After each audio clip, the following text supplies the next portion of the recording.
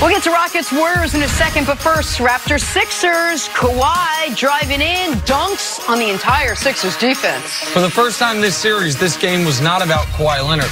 It was about the others. 101 points from his teammates after they were averaging 60 points in the previous 4 games. He was good, but far from great. Got to be really encouraging for the team, the other players to play well. Absolutely. Kawhi wasn't done. This time rises up, puts Joel Embiid on a poster with the one-handed dunk. Yeah, if his stomach was hurting, it wasn't feeling better after this one. No, this was just an annihilation. We've had a great second round of the NBA playoffs. Last night was not that. No. But both games had greater than 35-point margins at one point. Nuggets and Blazers, that other game, Jamal Murray Euro-stepping past the defender, finishes with the finger roll. Yeah, we see the Euro step a lot, but you don't see this little English. Watch the little English he puts on the ball, little underhand spin right here on the other side of the bucket. Jumps off the wrong leg, throws it up. It's a great play. Top 5 scorer in the NBA, Nick. I see it in his future. At some point. That's in the future. Yeah. What do you think the future is? I'm reiterating your point. Nick, want to play in or out? Yeah, I would. Okay. Sounds like a good idea. Think about it. It's on the schedule. The Bucks look to close out the Celtics tonight in Game 5 after struggling in Game 1. Giannis has averaged 33 and 13. See you in or out on the Bucks closing out the series tonight in Milwaukee. Absolutely. We have talked about throughout the playoff series teams not being able to play like they did during the regular season. Milwaukee that's not their story. Best team in the NBA as far as blowout wins. Nick, what, 43 wins? 45 in the regular season. Now they're up to 51 wins by 10 or more points over the course of the year. Yes, 3 in a row by double digits. They close them out. Yeah, listen, contrary to what our great and esteemed colleague Chris Mannix has said, he's not here, man. Don't talk Boston behind his does back. not have more talent than Milwaukee. Yeah. That is laughable. Milwaukee's an 8-point favorite for a reason tonight. I think they win. I think they win handily.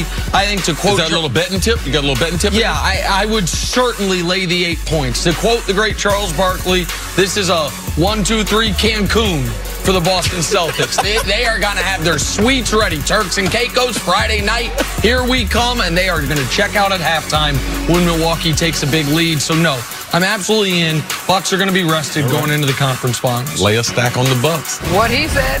The main attraction tonight, Rockets and Warriors Game 5. So far, the home team has won all 4 games in this series. Nick, you win or out on the Warriors winning Game 5 tonight in Golden State. Flex a little bit, Nick. Give us your answer. I'm thinking. I wasn't trying to flex. So thing. I think Iggy's hyperextended knee is a bigger deal than the Warriors are letting on. I don't think he's going to be able to play 35-plus minutes. That means they'd have to go to the bench, and I think the Rockets beat that bench. I think the Rockets win tonight, so I'm out. I think the Rockets have it.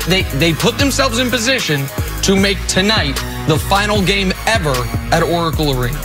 I'm in with Nick Wright. I'm out on the Warriors. I like your point about the bench. I thought the Rockets would win 1 game at Oracle. I thought potentially in a game number 7, a classic, yes, they could win that. But with the bench scoring, the way they played in games 3 and 4, I believe we see Chris Paul sighting, superstar Chris Paul, shuts down Steph Curry. Be first. Rockets get the win. All right, moving on to the NBA draft. Lottery just 6 days away. Zion Williamson might be a generational prospect, but reports are the Knicks have their eye on Zion's teammate, Cam Reddish. The front office believes his game will translate well to the NBA. See you in or out on Reddish having NBA star potential. Well, this is what I'm going to say. If I was building an NBA player, he would be built a lot like Cam Reddish. And as we see our superstars emerging in the playoffs, what's the one thing in common?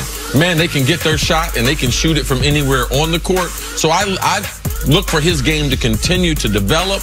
I'm in on it. I would love to see him here in New York City. I think this is Knicks fans maybe preparing their fans for the reality. Oh, come on. Well, people, listen, the Knicks have the best chance of getting the number 1 pick. There's still an 86% chance they don't get it. That's just how the lottery works nowadays. There's a greater than 70% chance. A lot of bad luck, too, recently. Right, they don't get a top 2 pick. So they want you to be excited if you get Cam Reddish. Cam Reddish coming out of high school looked to me like, oh, yeah, that's going to be an NBA star. Unfortunately, I watched him at Duke, where he had one of the worst shooting seasons for a potentially great player I've ever seen. Based on the year at Duke, I got to be out.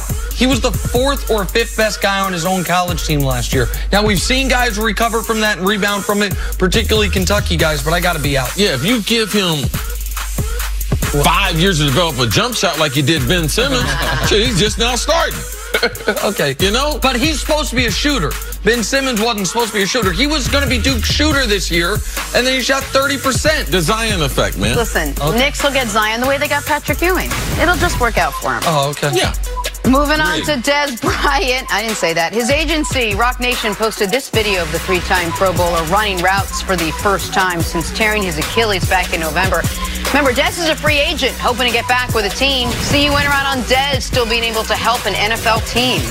I posed myself the question this morning. Do I think there's 100 wide receivers out there better than Dez Bryant? Because that's what it is, 3 deep. 32 teams. 96, a few extras. Man, I'm out, man.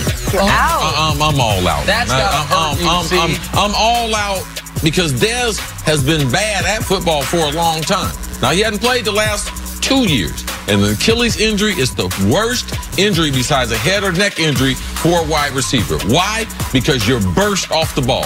Dez hadn't had a burst in a number of years, and that Achilles, I don't believe he's going to be able to rehab it to be able to be an elite wide receiver again. And when you're not elite, he's not going to play special teams. It's hard to have him on the team as your 4th best wide receiver. Right, where he would be in the hierarchy, you've got to do other things. Or at the very least, be a great guy of one of those veteran leaders. A guy who can teach your young receivers technique. So I got to be out as well. I commend Dez for trying to continue his career. But you called this early on, Jenna. It took him months into the season to even get a chance. Yep. And in the second practice with the team, he popped his Achilles. Yeah, Rock Nation, I got a son trying to be a rapper. Maybe y'all might be able to help me with that. But I know how to develop wide receivers. Oh. I know how to also put the video out there and what not to put out there. All right, so Rock Nation, a little quid pro quo. You bring Chris on, he'll help your wide receivers on your football side. Yes. And then you bring Duran on, you can help him out on the music side. Yeah. I'll negotiate both Don't deals put out bad music. as part of my agency fee. I'll waive it for you, but Duran gets charged. We'll talk about this later. And based on your criteria. Rock Nation, we have a lot of similar. Yeah, we straight. You guys good now? Yeah. Oh, you took care of all your business? Oh, sorry, Jenna. Do we not leave time for your Seinfeld joke on the way out of the segment? I haven't done one in 8 months and 3 days. NFL.com put out a list of their top offenses in the league. Coming in at number 1 was Drew Brees and the New Orleans Saints. They were 3rd in the NFL in points scored last season. So, Nick, you went around on the Saints having the best offense in the NFL. This list was, to me, totally ridiculous. Not because the Saints are number 1, but because nowhere in the top 5 was not the 3rd highest scoring offense in the league last year. The 3rd highest scoring offense in the history of the NFL. The Chiefs last year.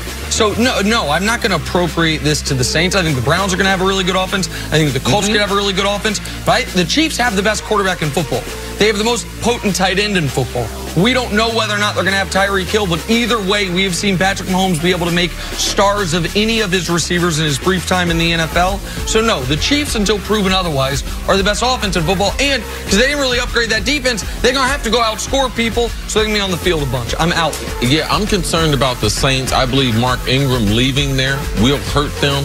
They don't have another wide receiver that's dependable opposite of Michael Thomas. I'm concerned about that. Tight end, when are they going to get the tight end involved? I do believe in Sean Payton and Drew Brees, but I'm out. I believe the Browns will have one of the better offenses. They get Kareem Hunt back after 8 games too. That will give them a boost. So they'll be in top 5, but I'm out as far as them being the best. Good stuff. All right, let's take a break. Coming up, the Cowboys want to give Dak Prescott, wait, how much money? That's